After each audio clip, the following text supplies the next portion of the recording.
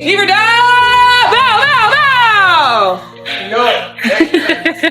Man, I think it's the next step up mentality as far as players. Our shifts keep changing. Everybody doing a different role, and so I think we all got the mentality where you give and you sacrifice, and I think that's what y'all see. Indiana Fever just pulled off something nobody saw coming without. Caitlin Clark on the court facing a Dallas Wings team hungry for an upset and coming off a brutal loss to the Sparks the night before. Everything pointed to disaster. The crowd of 49 came expecting to see Clark face Paige Bueckers for the first time in the WNBA. Instead, they witnessed something even more remarkable. What happened in those final minutes will change how you see this Fever team forever, and what Aliyah Boston said after the game, 6 words that perfectly captured why this win means everything if you support the Fever. Comment. I've got the Fever down below. Let's go. Yeah, I think for us, it's about knowing that basketball is a game of runs. And they made their run in that third quarter. And honestly, just continue to stay composed and take it each possession at a time is something that we've been working on. And so for us, that was our focus, is get a stop, go down and score, get another stop, and we try to get... Picture this massive buildup that had the entire WNBA world talking Clark versus Bueckers, the #1 pick from 2024 against the top pick from 2025. This wasn't just any regular season game. This was the matchup everyone had been waiting for since draft night.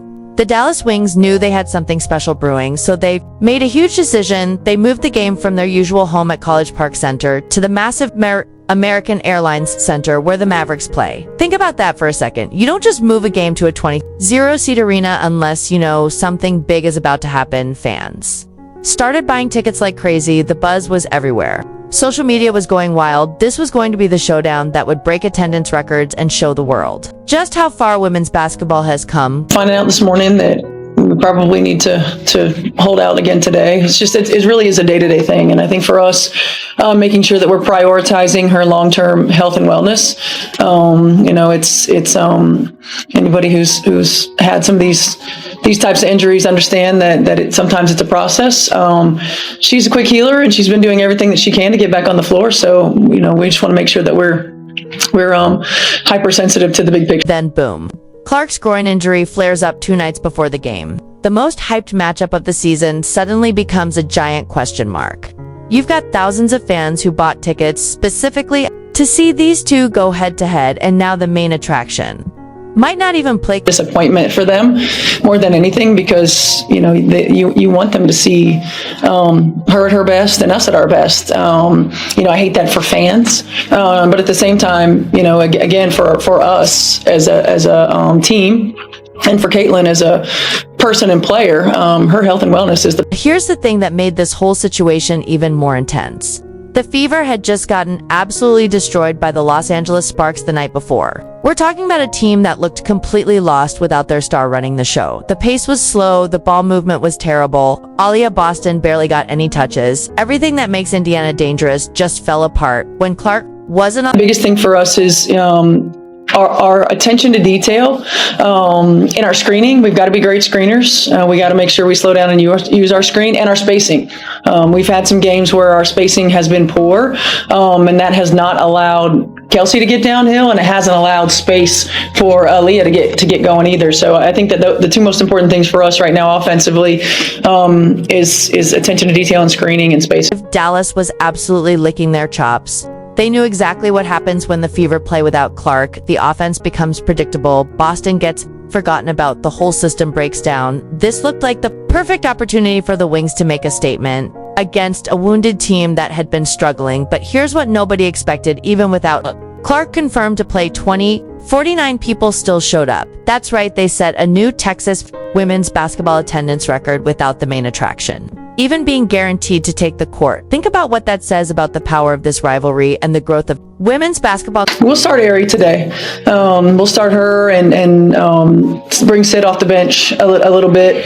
I don't want to take Kelsey out of what she naturally does instinctually on the wing and overload her from a point guard perspective. So with having Ari and having Sid, they'll give us a couple different looks right there. That Wings walked into that game thinking they had a wounded animal cornered coach. Stephanie White shocked everyone by starting Aliyah McDonald for the first time, completely changing the lineup that everyone expected. Nobody knew what to expect from this new look. What happened next would reveal something about this Fever team that even their biggest fans didn't know was there. The stage was set for either complete disaster or something absolutely magical. A quarter starts and something absolutely incredible happens. The Fever don't just survive without Clark on the court, they completely explode right out of the gates. Aliyah McDonald brings this energy that nobody saw coming. She's pushing the pace like her life depends on it. Charles can't finish. Gotta finish that. Oh, beautiful pass. McDonald counted in one. They're on. She's getting everyone involved in ways that make you forget. Clark isn't even playing. Dallas walks into this game thinking they can just focus on stopping Kelsey. Mitchell, that's their whole game plan, shut down. Mitchell, and watch the Fever fall apart. But suddenly they're dealing with McDonald's downhill attack that they never prepared for. She's creating complete chaos for the Wings defense. She's opening up lanes that haven't existed all season long. Finish. It's a big, you gotta lean in. You can't be falling away. McDonald has been outstanding. What makes this even more amazing, McDonald plays that create opportunities for everyone else. The Fever start the game by making their first 7 shots in a row, 7 straight makes to open the game. You don't see that kind of execution very often. Side can't get it. Lee Yu Ru can't. Here comes Natasha Howard. 9-0 run for Indiana.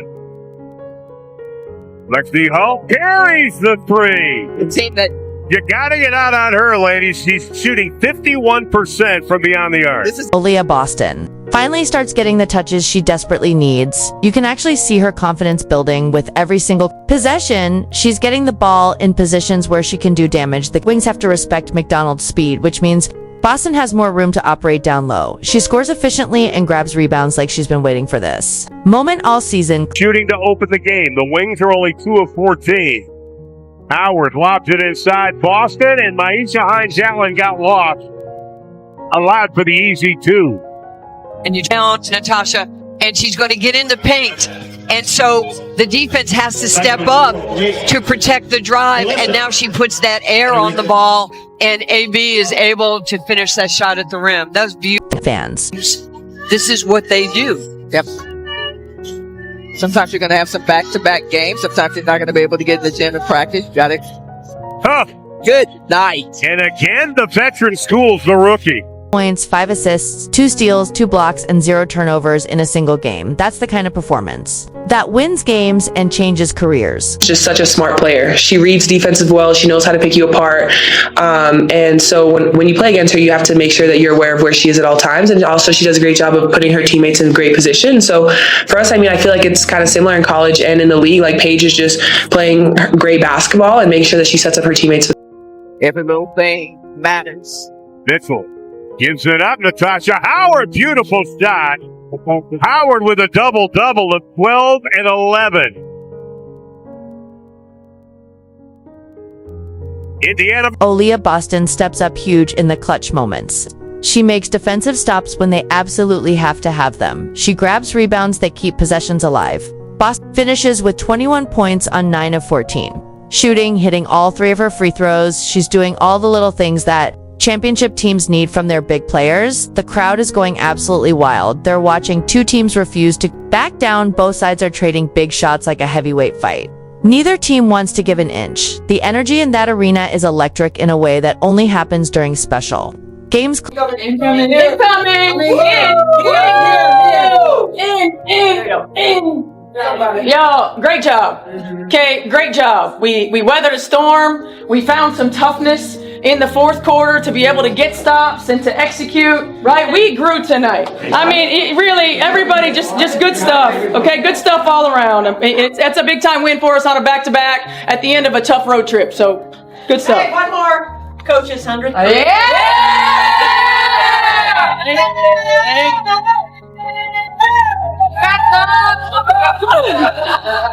All right, let's go.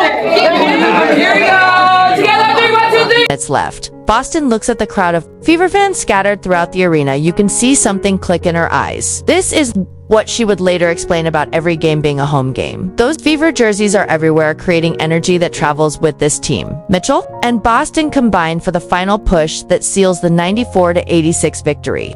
They prove this team has championship-level heart when it matters most. The fourth quarter belongs to Mitchell, who takes control and makes every play that Fever needs to close. Out the wind after the game, Aliyah Boston walks up to the microphone and delivers 6 words that perfectly sum up what just happened. Reporters are asking about playing without Clark. They want to know about the pressure they're trying to figure out, how the Fever pulled off this incredible win against a Dallas team that had every reason to believe they would cruise to victory. Boston looks right into the camera and says every game is a home game.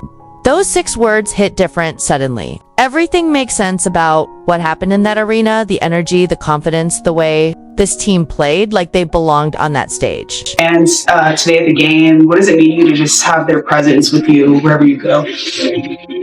Every game is a home game. I think you see that. People show up, they show out.